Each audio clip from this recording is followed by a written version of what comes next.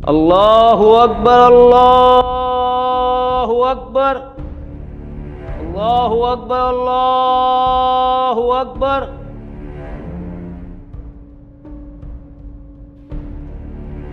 इमाम साहब, सिर्फ 5 मिनट रह गए जमात में, अभी तक कोई नमाजी नहीं आया। हाँ जी, मैं भी यही देख रहा हूँ, अभी तक एक नमाजी भी नहीं आया। क्या हो गया मुसलमानों को, नमाजों से तो बिल्कुल ही गाफिल हो गए हैं। इमाम साहब, अब हम क्या करें? आप ऐसा करें, दोबारा अजान दें। ये क्या कह रहे हैं इमाम साहब, दोबारा अजान? मैं जो कह रहा हूँ आप बस वो करें। ठीक है इमाम साहब। अल्लाहु अकबर, अल्लाह।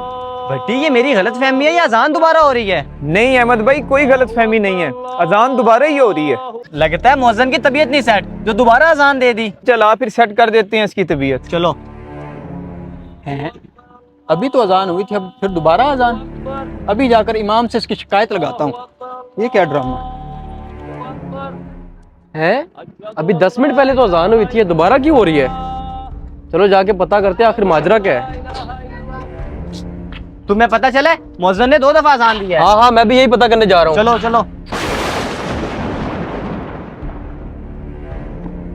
किधर है इमाम साहब? ये किस मौज़न के कंधे पे आपने मस्जिद की जिम्मेदारी रख दी है? और क्या, पता नहीं कहाँ ध्यान रहता है इसका, इसी वजह से तो आज ये मसला हुआ है। हुआ क्या है मेरे भाइयों, इतना गुस्सा किस बात का कर रहे हो आप लोग? आपको नहीं पता, आपके मस्जिद ने 2 बार अजान दे दी है। जी बिल्कुल मुझे पता है, मैंने ही उनको दोबारा अजान के लिए कहा था। क्या आप वजह बताने की जहमत करेंगे कि आपने ऐसा क्यों किया? आपको पता है आपके इस अमल ने हमें कितना ज्यादा परेशान किया है, बताइए आपने ऐसा क्यों किया है?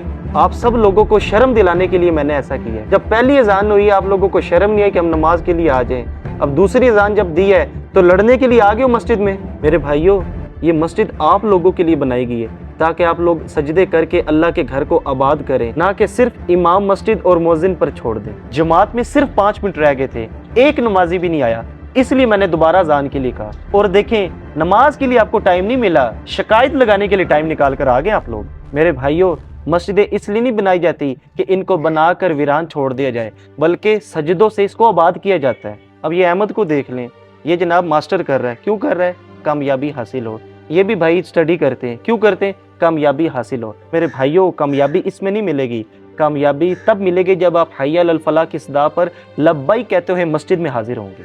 जी इमाम साहब, हम अपने किए पे बहुत शर्मिंदा हैं।